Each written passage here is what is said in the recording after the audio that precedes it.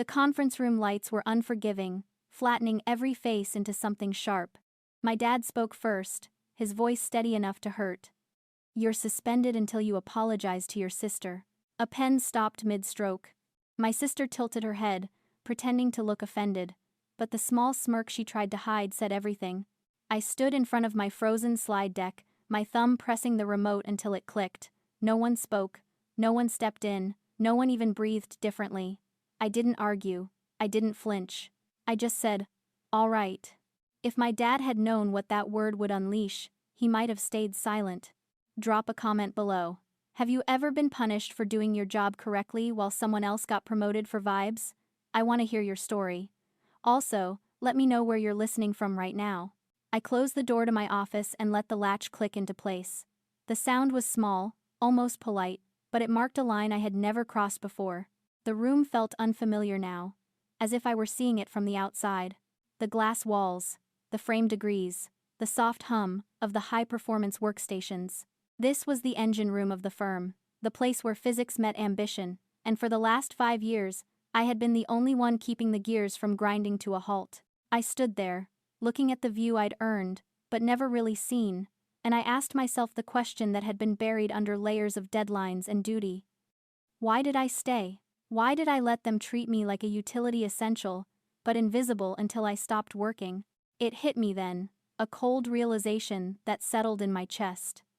I had fallen into a trap, the trap of normalizing cruelty. When you grow up in a house where affection is a transaction, you start to believe that being used is the same thing as being loved. My father never praised me for being happy, he praised me for being useful. He called me his rock, his anchor. For years, I thought those were compliments. Now, looking at the empty boxes in the corner, I realized they were just descriptions of a heavy object designed to hold everyone else in place while they drifted. I had normalized the weight so effectively that I forgot I was supposed to be able to breathe. That thought brought the click. It wasn't a snap, it was a setting into place. The confusion evaporated. I wasn't confused about my value anymore, and I certainly wasn't confused about theirs. I slipped the hair tie from my wrist and pulled my hair back, the familiar motion steadying me. Then I opened the top drawer and began. I didn't pack the picture frames or the desk plant. I didn't pack the knickknacks that made the space feel personal. I packed the leverage. I reached for my professional engineer stamp, the heavy, steel embosser that made a blueprint legal. Then, my state licenses. My structural certifications. These weren't just pieces of paper. They were the legal authority of this firm. Gregory had the name on the door, but I had the license that kept the doors open. Without my seal, the $85 million Skyline project was just a pretty drawing. It was illegal to build. I placed my personal notebooks into the box next. These contained the raw math, the structural load calculations, the seismic retrofit data for every major project we had in the pipeline. This was the intellectual property of the structural engineer, not the firm. By law, they traveled with me. I lined each folder in a neat row on my desk, checking dates, matching signatures, moving with the calm precision I used when calculating shear force. No rush, no panic, just truth. The walls grew blank, colder, like they were preparing themselves for the next person who would stand here, pretending to know what this job required. My laptop chimed. Messages kept coming from my team, asking about the suspension, asking if the load tests were approved. I turned the laptop face down. Silence was cleaner. I wasn't the fixer anymore. I was the architect of my own exit. I picked up the framed rendering of the Skyline project from the floor where I'd set it. Even through the glass, the building looked magnificent, an $85 million spire of glass and ambition that was supposed to redefine the city's waterfront. It was the firm's legacy. It was also a death trap. My mind drifted back to the meeting 6 months ago, the start of the rot.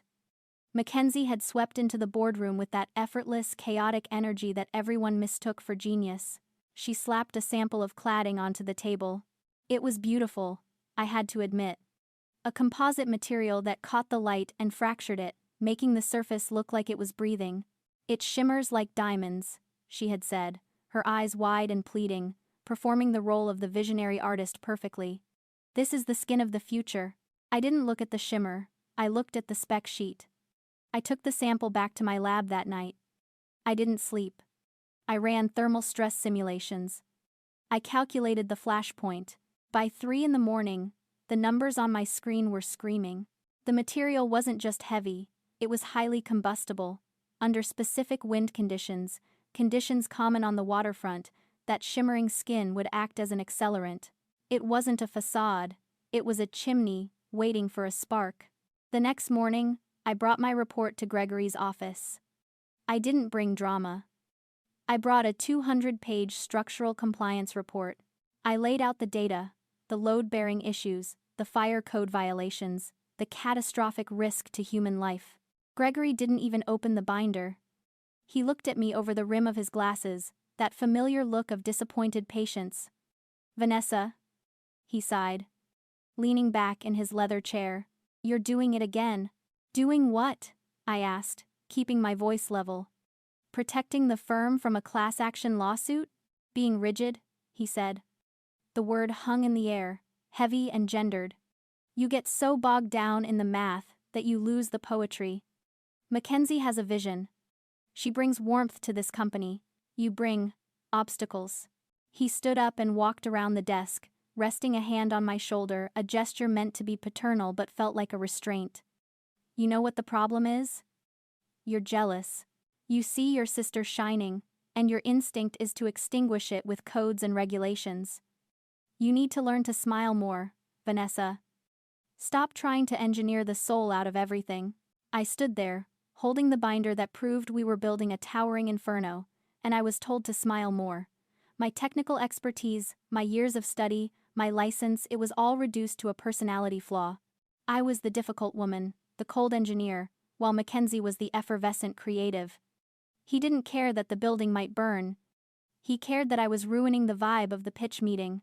That was the moment the justification solidified in my blood. This wasn't just about them being annoying or ungrateful. They were dangerous. Their vanity was a physical threat. If I stayed, if I stamped those prints to keep the peace, I would be complicit in a disaster. I looked at the rendering in my hand one last time, then slid it into the trash can. I wasn't just leaving a job, I was quarantining a virus. Back in the present, evening had settled over the city, turning my apartment windows into dark mirrors. My phone lit up on the dining table. It was Gregory. He wasn't calling to apologize. He wasn't calling to check on his daughter. A text message appeared. "Need the login codes for the structural analysis software, as soon as possible. Mackenzie wants to run a render for the client dinner tomorrow. Don't be petty." Petty. Saving lives was petty. Ensuring the building didn't collapse was petty. Then, a notification from social media popped up. Mackenzie had posted a photo of herself in the office, hard hat stylishly tilted, holding a roll of blueprints she didn't know how to read. The caption read, "So grateful for a team that values vision over fear. Big things coming. New chapter, creative freedom." She was framing my suspension as a liberation for the firm. She was doubling down on the narrative that I was the obstacle to their success. The fear that held back their vision. I didn't reply to the text. I didn't engage with the post.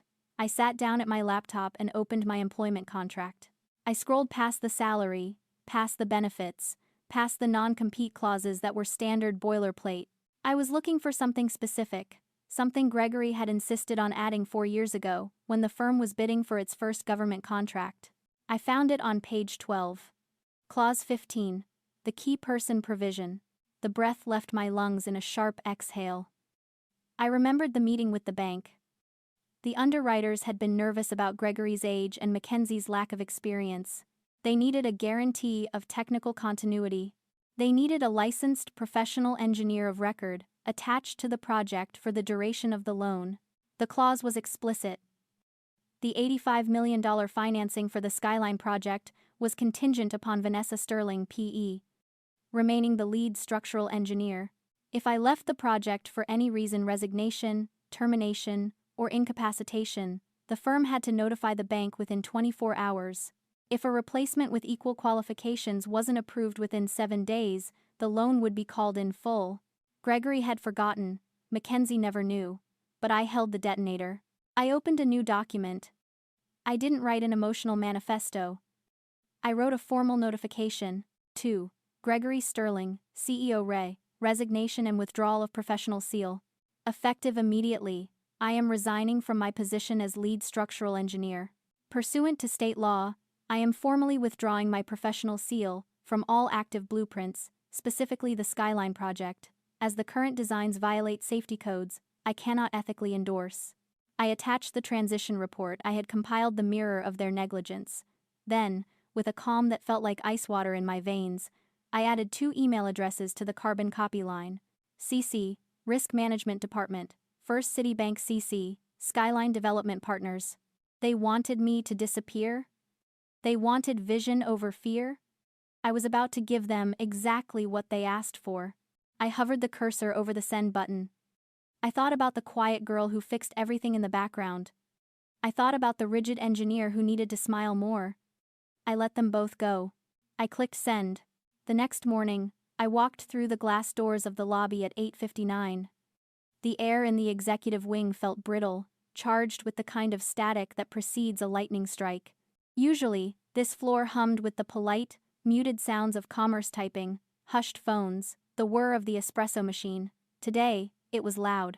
My father's assistant, a woman who usually greeted me with a sympathetic nod, wouldn't meet my eyes. She was clutching a stack of files to her chest like a shield. "He's in the conference room," she whispered, pointing down the hall. "They all are." I didn't stop at my desk. It was already empty, a clean slate I had prepared the night before. I walked straight to the conference room, my heels clicking a steady, unhurried rhythm on the polished concrete. I held nothing but a single key fob and the physical portfolio containing the hard copies of what I'd emailed 12 hours ago. The door was open. The scene inside was a tableau of absolute panic. Ryan, the corporate counsel, was slumped in a chair, his face the color of old parchment. He was reading a printout of my email, his hand shaking slightly as he turned the page. Mackenzie was pacing by the window, her arms crossed tight across her chest, looking less like a visionary and more like a child who had broken a vase she couldn't afford. And Gregory. My father was standing at the head of the table, shouting into his cell phone. "It's a clerical error," he barked, his voice cracking. "We have contingencies. You cannot freeze the draw. We have contractors on site." He listened for a moment, his face reddening, then slammed the phone down onto the mahogany table. The noise sliced through the room. He looked up and saw me standing in the doorway. "You," he breathed. It wasn't a greeting, it was an accusation. I walked in and set the key fob on the table. The plastic clattered against the wood. "I'm here to return my access pass." "You blindsided us," Gregory said, his voice dropping to a dangerous whisper. "You sent that email to the bank? To the developers? Do you have any idea what you've done?" "I notified the stakeholders of a material change in the project's liability status," I said. My voice sounded strange to my own ears, calm, detached, professional, as required by state law and my ethical obligations as a licensed engineer. Mackenzie stepped forward, her eyes wet with angry tears. "You ruined it. The client just called me a fraud, Vanessa. They said I was unqualified. You did this. You just had to be right, didn't you? You couldn't just apologize and let us fix it?" I looked at my sister. For the first time, I didn't see the golden child. I saw someone drowning in water she had never learned to tread. "I didn't ruin anything, Mackenzie," I said. "I just stopped lying for you." I slid the black portfolio across the table toward Ryan. It stopped perfectly in front of him. "This is the rest of it. The structural impact reports from the last 6 months. The 3 separate occasions I flagged the cladding as a fire hazard. The emails where Gregory instructed me to make the numbers work because you liked the aesthetic." Ryan opened the folder. He didn't look at the documents, he stared at the dates. He knew what this was. It wasn't just a resignation, it was an insurance policy against them, ever blaming me for the collapse that was coming. "This is extensive," Ryan whispered, looking up at Gregory. "If this goes to discovery, if the client sues." "She can't leave," Gregory interrupted, ignoring the lawyer. He pressed his palms flat against the table, leaning toward me. The anger was bleeding out of him, replaced by a sudden, terrifying realization. "We need you, for the Hamilton account. We need you for the Skyline permits, Mackenzie. She doesn't understand the zoning codes. He stopped, catching himself too late. Mackenzie whipped around, staring at him. What? Gregory didn't look at her. He looked at me, his eyes wide, pleading. He looked at me the way people look at a support beam they've spent years kicking, only to realize it was the only thing holding up the roof. His phone rang again. It was the bank. I knew it was the bank because Gregory flinched like the ringtone was a physical blow. He answered it, his voice dropping into that smooth, reassuring baritone he used to charm investors. Bill, listen, there's been a misunderstanding regarding the personnel files. We have. He stopped. He listened. The color drained from his face until he looked like gray clay. Immediate? But the draw schedule. Bill? Bill. He lowered the phone slowly. The call had ended. They froze the line of credit, he whispered. Effective immediately. They're auditing the collateral. He turned to me. The shock in his eyes hardened into something desperate and ugly. You fix this, right now.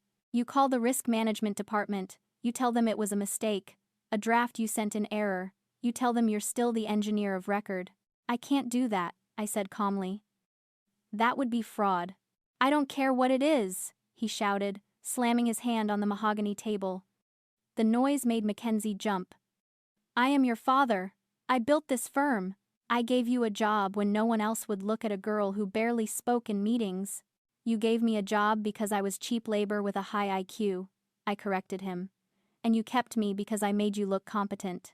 We are family, he yelled, the veins in his neck cording. You don't bankrupt your family because of a bruised ego. I looked at him, really looked at him, and felt a strange, quiet sensation. It was the absence of fear. For 29 years, I had been terrified of this man's disapproval. I had viewed him as a titan, a force of nature who held the keys to my worth. But standing there in the wreckage of his own making, I realized the truth. It was the illusion of power of the empty wallet. Gregory didn't have power. He had position. He had the corner office, the expensive suits, the country club membership, but he didn't have the currency that actually mattered in this room. He didn't have the knowledge. He didn't have the skill. His authority was a lease he had paid for using my intellectual capital. Every time I fixed a blueprint, I was depositing money into his account. Every time I stayed silent while he took credit, I was paying his rent. He wasn't a king, he was a tenant. And I had just evicted him. The realization was clinical. There was no hate, just data. The balance sheet of our relationship had finally zeroed out. I'm not doing this for ego, Gregory, I said. I'm doing it because I refuse to go to prison for your vanity. You're ungrateful, Mackenzie spat, though her voice lacked its usual venom. She sounded scared. After everything Dad did for you. He didn't do anything for me, I said, turning to her. He survived off me. I looked back at Gregory. He was breathing hard, clutching the edge of the table. Vanessa, please. If the bank pulls out, the developers invoke the penalty clauses. We lose the building. We lose the firm. I lose the house. He was begging now. The Titan had fallen to his knees without moving an inch. You can still fix this, he whispered. You don't have to leave. I met his eyes. They were watery, terrified, and small. I already left, I said. I turned my back on the wreckage of the conference room and walked out. I walked past my sister's stunned silence, past the lawyer's pale shock, and past my father's dying smile. I didn't look back. The elevator doors slid shut with a muted hum, severing the connection between who I was and who they wanted me to be. And just like that, the entire system I'd once tried to hold together began to collapse without me lifting a finger. I left the building without checking if anyone watched. The air outside felt different, lighter, somehow, as if the weight I'd carried for years had finally realized it no longer had a host. The city noise blurred into a hum. My footsteps sounded steady on the pavement. I didn't hail a cab. I walked.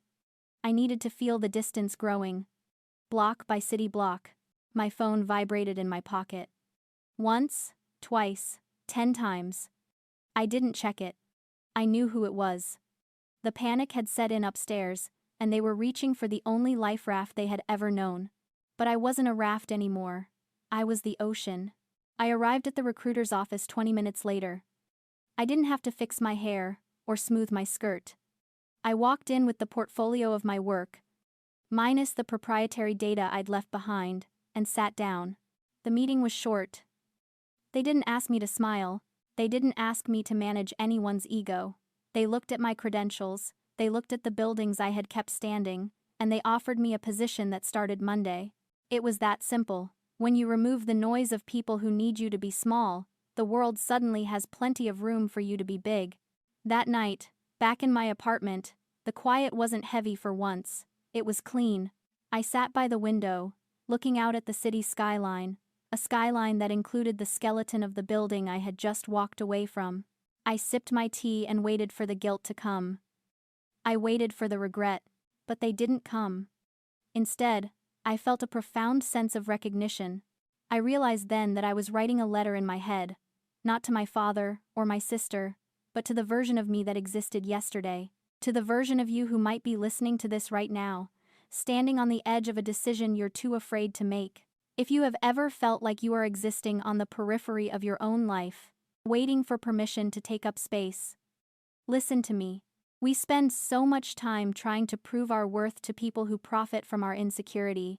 We think if we work harder, if we stay later, if we are just a little more reasonable, they will finally see us. But they see us fine. They see us as fuel. Walking away doesn't mean you are broken. It means you are full. It means you have finally realized that your competence, your kindness, and your patience are currencies, and you have been spending them in a market that is bankrupt. Silence isn't surrender. It's a doorway, a place where you choose what enters and what never will again. Walking away didn't break me. It returned me to myself. If you've ever stood in a room where your worth was treated like background noise, let this story be your permission. You don't need to burn the building down, you just need to take your blueprints and leave. If you've ever had to be the strong one until you broke, share this story, and tell me in the comments, what is the one thing you need to walk away from today?